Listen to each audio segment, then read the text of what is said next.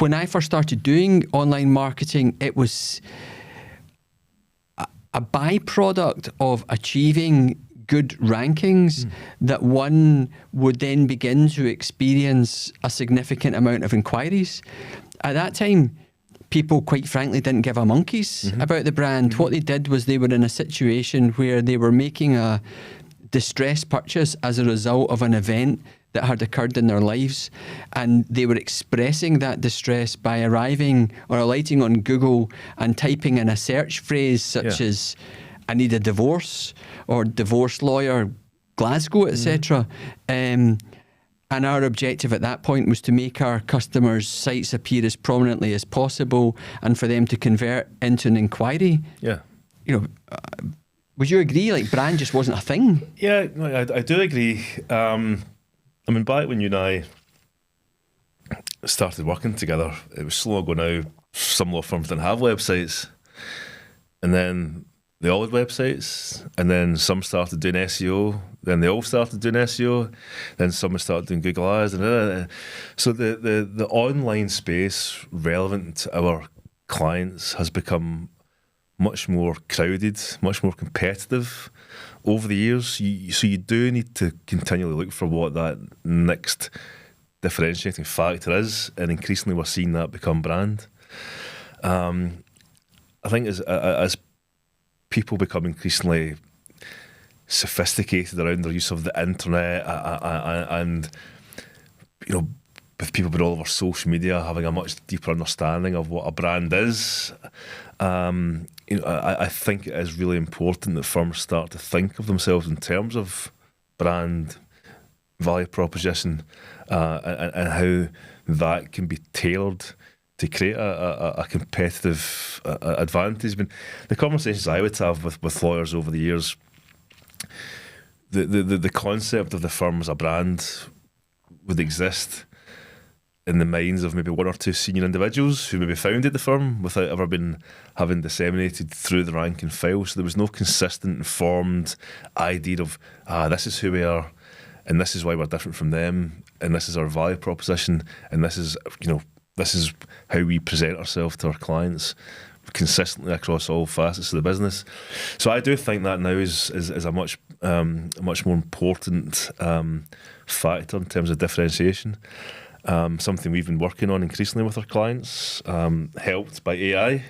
Well, yeah, I mean, I think, you know, as part of that, what's ended up happening, which has been an interesting journey in itself, is that in order to develop the agency, I have brought in people with much more agency experience than me. And typically they come from marketing backgrounds where the brand and understanding the brand is the kernel or the core around which everything else revolves. Yeah. If that's not too many mixed metaphors, but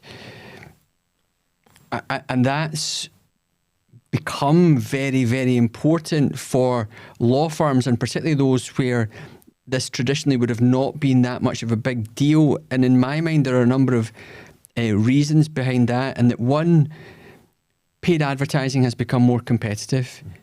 If your brand is recognised on the search engine results pages, you are more likely to get a more cost-effective cost per click. Yeah. The second thing is that brand is also feeding into generative engine optimization and resulting in your brand achieving more mentions and again is more recognizable to the individual. The challenge for us has been developing a brand auditing service and positioning service that is cost effective enough for customers or law firms of the small to medium size that we typically deal with. And that really is where AI has come in for us. Yeah, I mean, our managing director comes from big brand, background, working in London, etc., with some really large international brands, and the type of work he would do for his clients at that time would cost tens, if not hundreds of thousands of pounds, which is out of the reach of our law firm clients. Yeah. AI has allowed us to build a brand and marketing audit tool, which allows us now to create a really valuable piece of work for the clients around their brand. We're because of the team building agents to carry out that work. We can now do that in a matter of hours, whereas before it would have taken a matter of weeks. So just unaffordable. Whereas now it's something that they can actually invest in. I'm not going to say it's cheaply, but cost effectively, because the returns they'll get from this piece of work can be potentially huge. Yeah. So that's just one example of how AI has helped us improve what we do, help drive efficiency, helped us do more for our clients because we can at a much more cost-effective base. And what is the value of that type of brand audit to our customers or potential customers? I think that, our ideal client profile is, general practice, high street firms, up to SME size firms, busy lawyers, busy fee earning, things like brand and value proposition, all these kind of things, they're not really front and centre on a day-to-day basis, but they are really, really important. I think really understanding who you are and what you stand for as a firm and why you're different from the firm down the street is important. Understanding that tone of voice and ensuring consistency in how you speak to your target audience is really, really important from a brand journey perspective. We did this exercise for one of our clients last year, and not only did it help them see their position in the market against their competition, not only did it help them fully understand their ideal client profiles for different segments of their offering. All that work we did for them essentially is designed to help us do our job better from a marketing perspective. One of the best bits of feedback we got was from their internal teams, and it was, we get it now. That's who we are. That's why we're different from them. And it created a sense of joint purpose and shared vision that hadn't existed within the firm before. And I think that can be a pretty powerful thing also. Mm-hmm. And from for the partners that we speak to, our whole focus is return on investment. Mm. How does that exercise contribute to that return on investment? Well, this is maybe something you can edit in post-production. Our MD, Gav, he has that famous graph that shows if you're focused only on called direct action activities such as SEO and Google Ads and that kind of thing, your sales pipeline is likely to go up and down. It'll have peaks and it'll have troughs. If you overlay that direct action activity with brand, your sales pipeline increases at a much more consistent rate. You don't experience those same peaks and troughs. So investing in brand and building that brand awareness ultimately will have the effect of improving that sales pipeline, and as you say, potentially acquiring new business at a lower cost point because you have there's a seed of who you are already existing in the minds of the individuals who seek to contact you. Which sectors in legal do you think have led the way from that point of view? From a brand perspective, I would say probably personal injury firms. Even before I became involved in the legal sector over 15 years ago, I knew who Slater and Gordon and Irvin Mitchell were. If you do see or hear advertising on the radio or TV, it does tend to be from a personal injury perspective. I know you have some in-depth experience in that area in the past as well. Yeah, I think they're very recognisable firms in Scotland and in England, and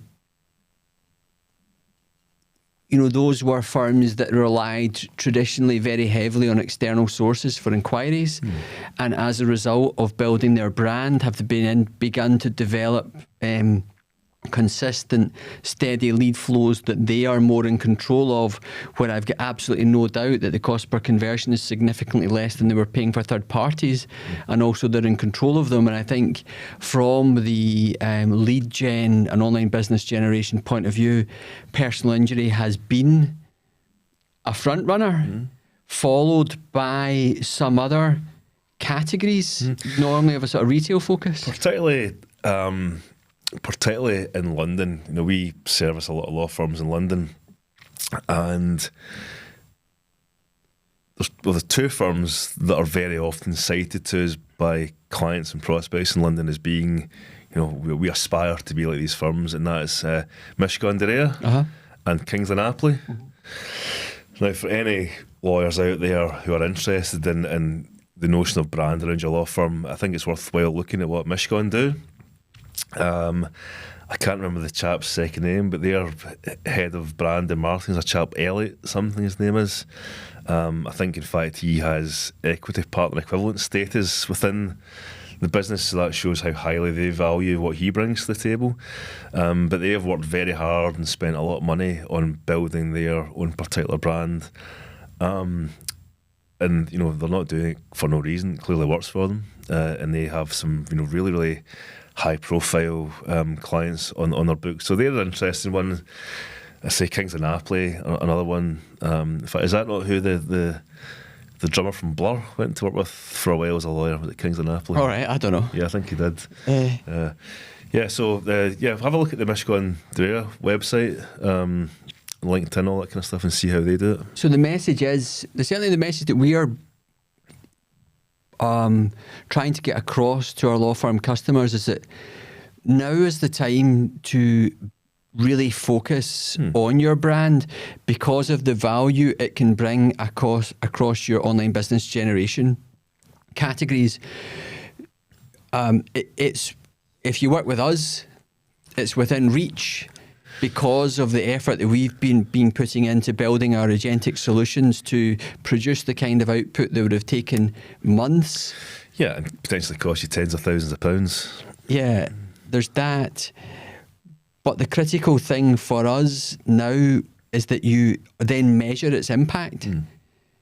Because the proof's in the pudding, and that if you are able, if you are doing online business generation, then you should have a cost per conversion for every single area of business. Yeah.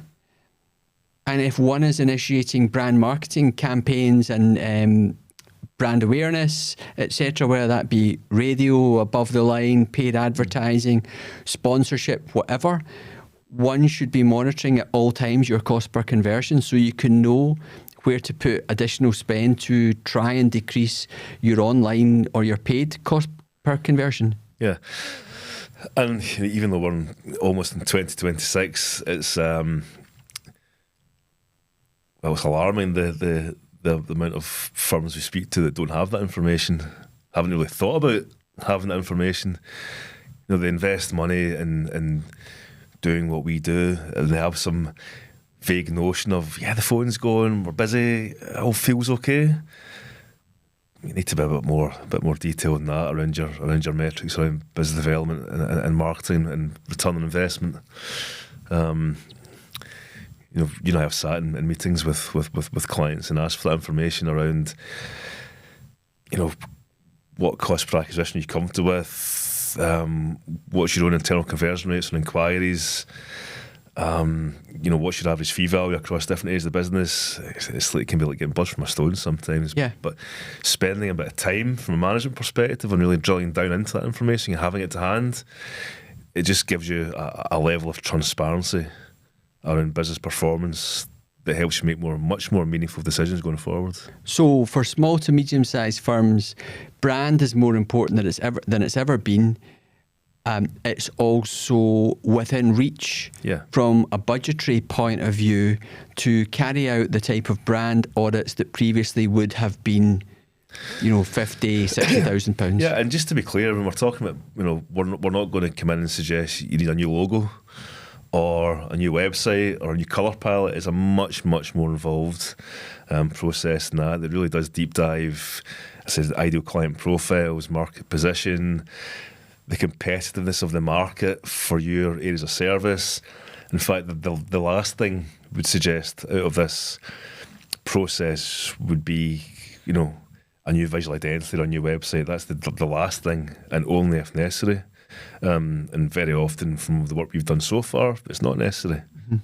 You just need to unearth with more clarity and consistency who you are and what you believe in, and how you want to go about dealing with your clients. Thanks very much, Chris, for your time. It's been, obviously I've been waiting for you. This is so far the culmination of every single episode to date. Yeah, well, I thank you for the invite. As I said before, I don't know whether to be offended it's taken to season 2 to be asked on, or the old adage about season 2 always been better than season 1. So yeah, we're just. With no disrespect, we're obviously just improving the quality of our guests. Absolutely. Right, okay, thank you. Thank you. All right, Cam. Good stuff, guys. Done.